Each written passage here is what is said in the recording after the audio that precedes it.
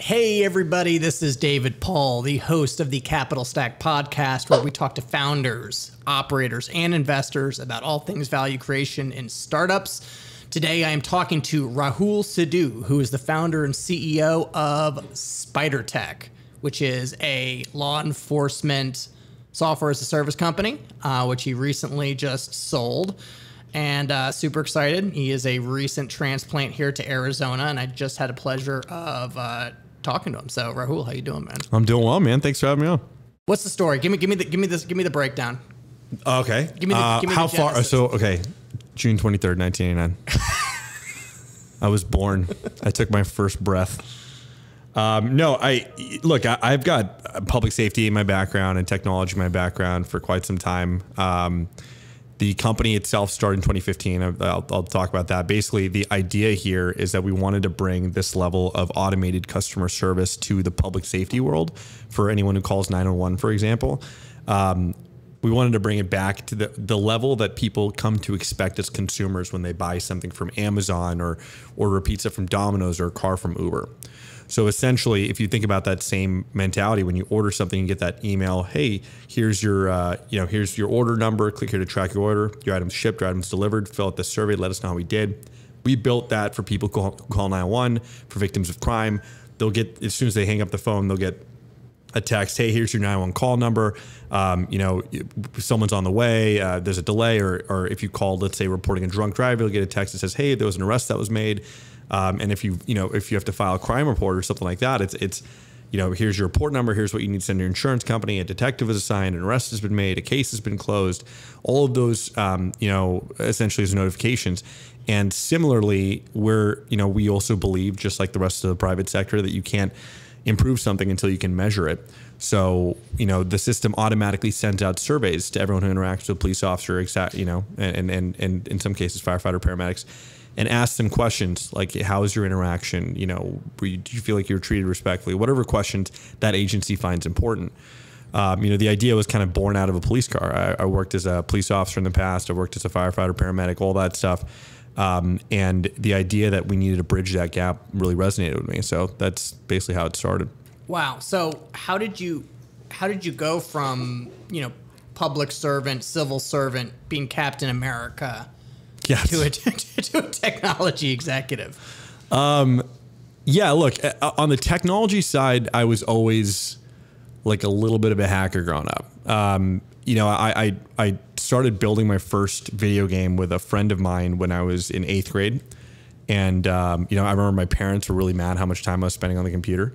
And I had to show them that we were interviewed by PC Gamer, which is a magazine that they allowed me to subscribe to back then. I finally got that magazine, and I'm like, look, I love PC Gamer. Yeah. This was way back in the day, but I was like, yeah, look, this is a legitimate thing I'm doing. And so then they just let me have it. They're like, all right, spend as much time on the computer as you want for the most part.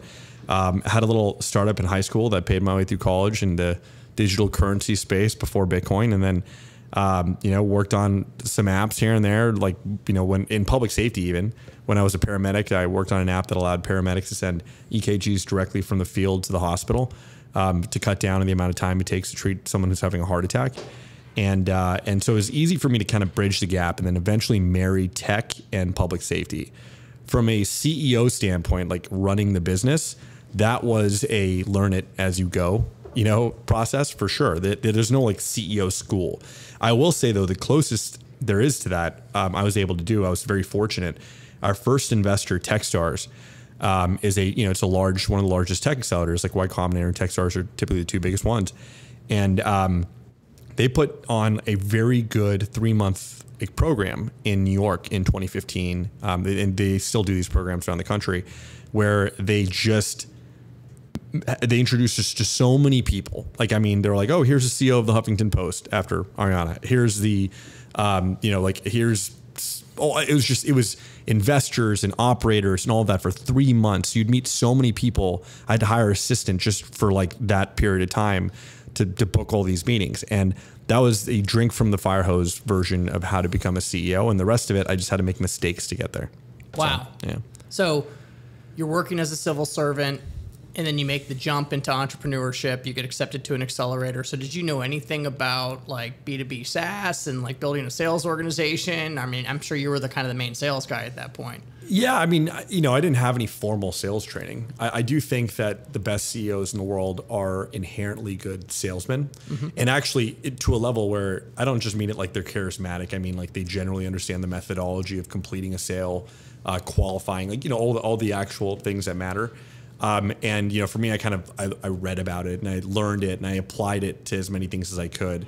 But I didn't have any formal training in any of these things. And I think most of the, you know, startup CEOs I've met are similar. You know, some of them do come from corporate backgrounds, but they find that most of what they learn in the corporate world is actually more of a hindrance to their ability to learn everything else they need, because they're so specifically, you know, set to applying a certain framework to how they think about things because they've been stuck in a box for so long. So it's one of those things, you know, like I've spent some time instructing firearms, and one of the things I've learned is that someone who's never shot a gun before typically does a really, really good job learning because they don't have any bad habits and they weren't taught something, and they're able to kind of learn from in a way that is organic to them. So I think that generally speaking, I didn't have, you know, I feel like fortunate that I didn't have bad habits from other places. The jobs I've always had as a, you know, on the paramedic side as a police officer have taught me things that I think are vital: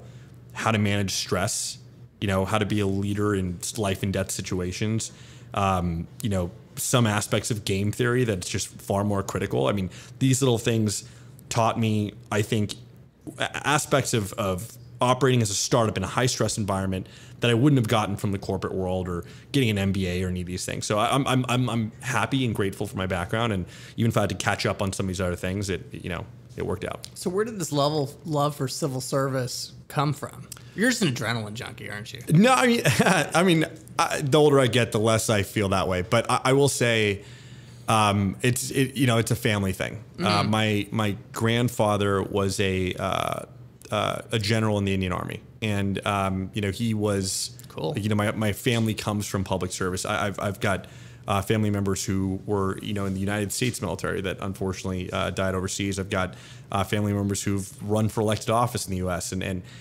so there's always been this emphasis on public service in my family, and it definitely drew me to it. However, I would say public safety specifically, there's a level of adrenaline junkie in that. You know, there's a level of wanting to be what people call downrange, or be the first person to the scene that I wanted to experience. And I was fortunate enough in my career to experience it on briefly on the fire side, but longer on the paramedic and rescue side, and then the police side, and being able to be that person that, you know, someone called for help on their worst day was something that made me feel proud to go home and feel like I did something that day that mattered.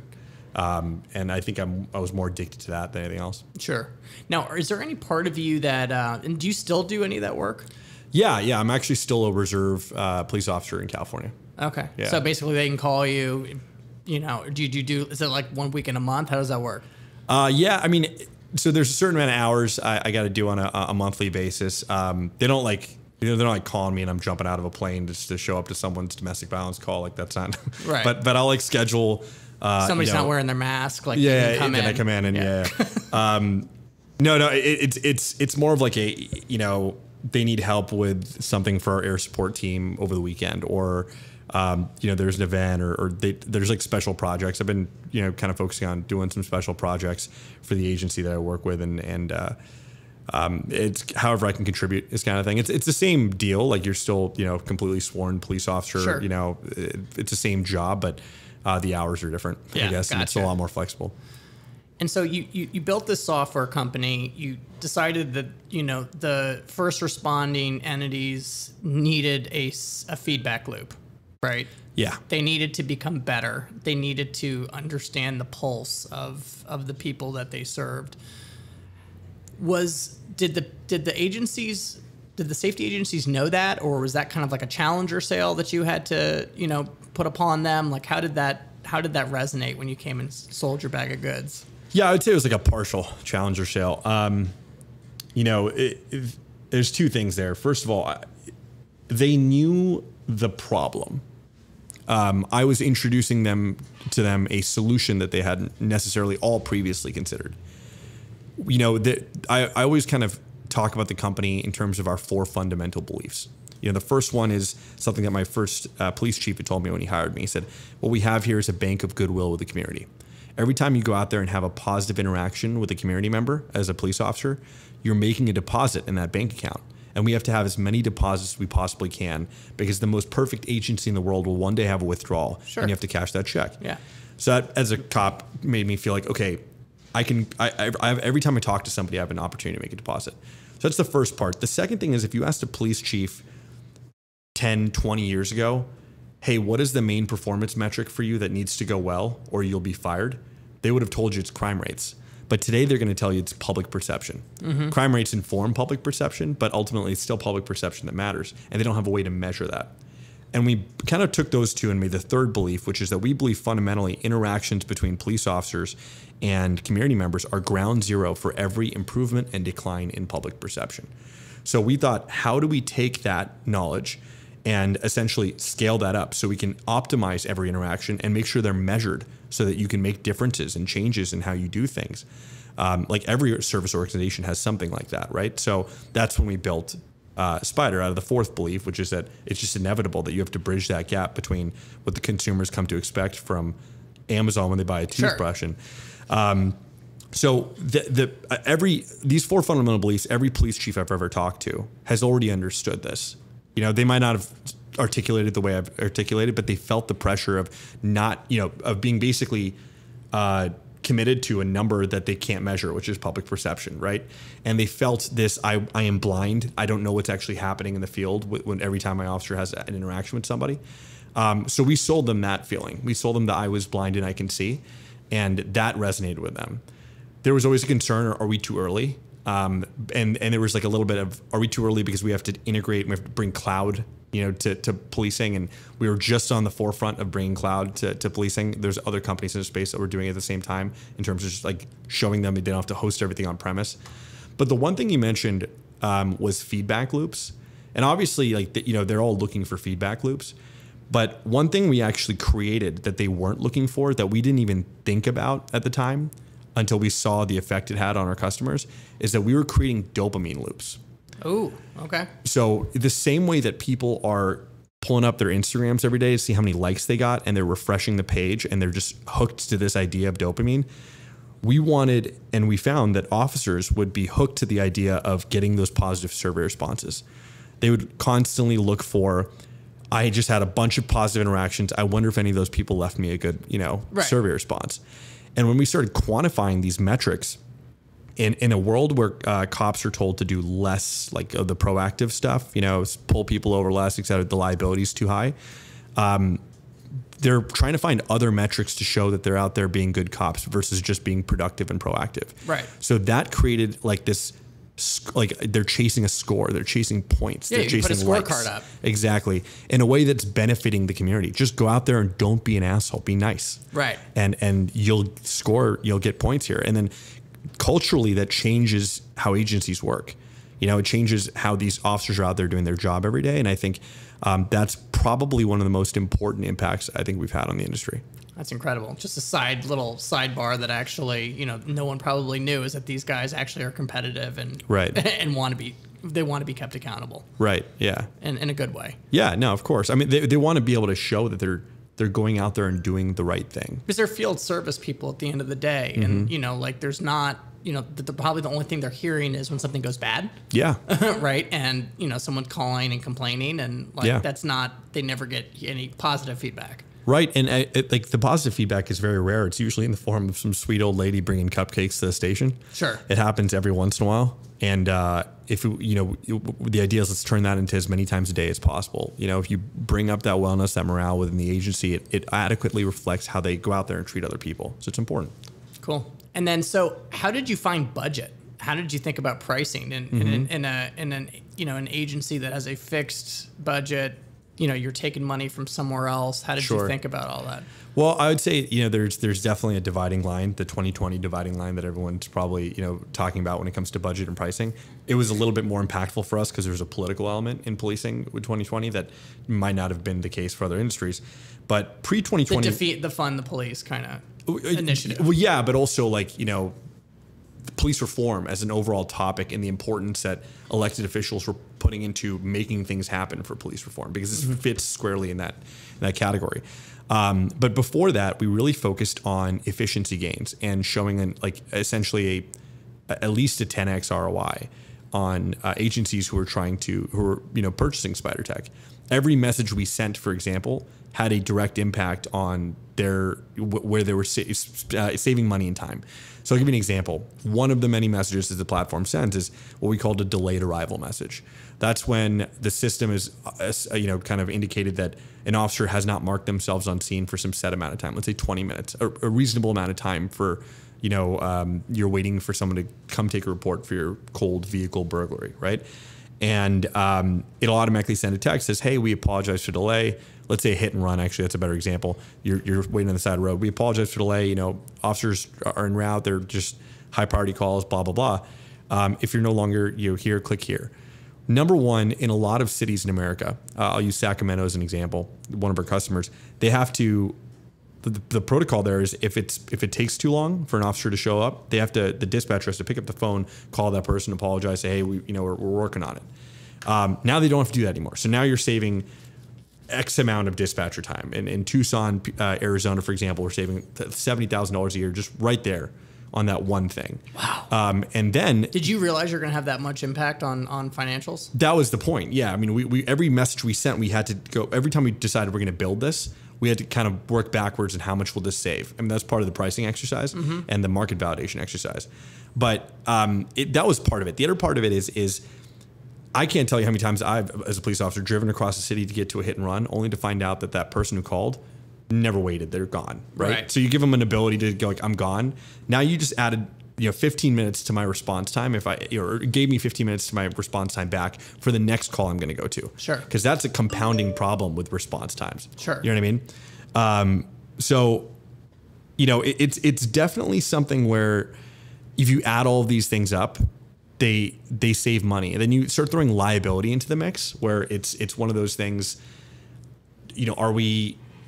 how many lawsuits are we avoiding when we're noticing that there's this one particular officer is constantly getting bad reviews and we're able to intervene on that person before a major complaint comes in? These are all things that are a little bit different in terms of how you manage that ROI, but we wanted to make sure we're 10x at least on efficiency.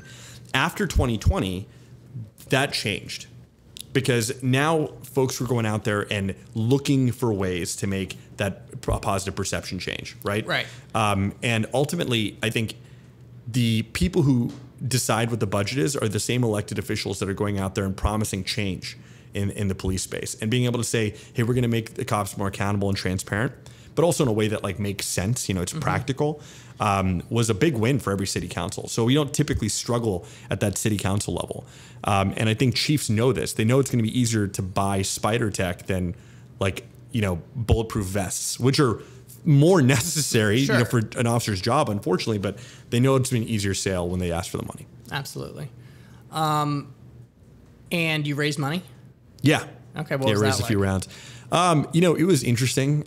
We raised our pre-seed round in 2015 with Winklevoss Capital and a few other folks, right off the bat, and we didn't have a product yet. We didn't have any paying customers. It was just kind of a story. Raised about $1 million, and then we were spending about. I had to pivot more than halfway into that burn to something a little bit more specific to what we're doing today. But when we did, we had kind of an early market fit. We had, paying customers coming on board. We were shortening government sales cycles, which was a big thing for venture capital in 2016, 2017, when they were just not wanting to do GovTech because they're so afraid of the sales cycles. That's changed now. And then we raised another $2.5 million with Alphabet's Sidewalk Labs and a few other folks too. And I would say that it was definitely difficult. It was hard for me to see, other companies in the space like where they're like Harvard grads and they were like, they just had a good family network and Harvard network, and they could raise millions of dollars just knowing the right one or two people. And then all it takes is one tier one VC to come in and then signal it up for everybody else. And now it's just a hype train. It was hard for me to see that in other places and feel like we're struggling to make the metrics work. But I'm grateful that that's the way it happened, because we were able to raise pretty consciously, only as much as we needed. And we had really good investors who always had our back. We never had board problems in that sense. When we wanted to, like everything we wanted to do, we were able to do. We had control of that, and we didn't have to go through a massive amount of dilution and then play this nonstop game of growth in a way that might not make sense for our business. And so the next company I'm still going to do it similarly. We're going to be careful about it, and we're going to bootstrap as much as we can. And we're not going to get kind of stuck in that nonstop growth mechanism that might not make sense for the business. Because you were able to sell. Yeah. And you sold what year? 2021, July of 21. Okay. And it was officially when the sale happened. Yeah. Nice. And who'd you sell to? We sold to, Versaterm Public Safety, which is a larger, public safety company in the space, mostly in Canada, but a lot of the major customers in the US. And they were owned by a private equity firm called Banneker Partners. So Banneker essentially ran that process. Got it. And so, right. I mean, less money you take, the more options you have. Fundamentally, less problems that you have to valuations that you have to grow into in order for a board to sign off on a sale. So you were able to sell, take chips off the table, and do it again. Yeah, no, exactly. And I think that's definitely a hard thing to do. I reflect on it and think to myself, of course we wanted to go bigger. If I thought about it now, it's like, there are all these other things we could do to have gotten bigger. And that's every founder's thought process, right? Is like, I wish we got bigger. I wish we did this. I wish we went to IPO, all those things. And that's fair. That's okay. It was a good outcome for everybody. And I think it's a good home. The place, Versaterm's a good home for this. And I think, they're going to take this and really make it to what it could be. I think that generally speaking, it's not, it's not something where, doing it again, I don't know that I want to sell early, right? Like now it's like, now I've got this yearning to go for broke on the next one. And so that's the thought process. Any idea what you want to do? I've got some ideas. Yeah. They're a little early. Now having done this before, I know how to test the market, especially the market that I know, which is public safety, and kind of get those early adopters, get everything lined up before I even write a line of code, so that's kind of the phase I'm in. And there's some stuff I might do internationally too. Cool. But I'll take a few months off eventually. Nice. I'm still running the company today, so that's my main focus. Awesome. Cool. Well, thank you so much for coming on, man. You got it, man. Thanks for having me. It was a pleasure. We have a couple canned questions. What is your favorite book? Favorite book? Actually, I read a book recently that I found fascinating. It's called Sapiens. Oh yeah. Yeah. I hate read that. It was just so long, and I was like, I wanted to get through it. Yeah, honestly, I thought the first half was drier than the second half. It was a really good book, and it kind of helped. Just thinking about all of ancient history and how humans have developed, I think it helped put things into perspective, how most things are the same. Okay, absolutely. And what is the best piece of business advice you've ever received? The best piece of business advice I've ever received was actually from my UX design instructor when I was going through like a UX design course. His name's Stephen Miranda, and he said, this was actually Stephen Miranda and Scott Kruth, and Scott was the one who said this. He said, what you have, when you're building a product, and I thought about this generally as a business, you want to fall in love with the problem, but not the solution. If you stay in love with the problem, no matter what happens, you'll be ready to pivot. You won't be emotional. You'll be able to be rational, and you'll focus on that problem until you solve it, until you genuinely know it is solved. But you can't fall in love with the solution. I love that. Yeah. I love that, because then you're not going to be subject to founder bias. Exactly. Wow. Yeah. Awesome. Everybody, thank you so much for tuning into the Capital Stack. We drop an episode every Tuesday. We talk to founders, entrepreneurs, operators, and investors about all things value creation. If you like it, please subscribe. I just realized I'm like number 98 on tech podcasts in India. So I'm boosting your numbers, baby. You're boosting. I'm boosting your numbers. Boosting it up. Let's break 50. Yeah, we're gonna Indians. This is my call to you. Like, please share. This is like we're gonna blow this motherfucker. Like, really hard. So anyway, thank you so much for tuning in. If you like it, please subscribe, and we will see you next week. Bye bye.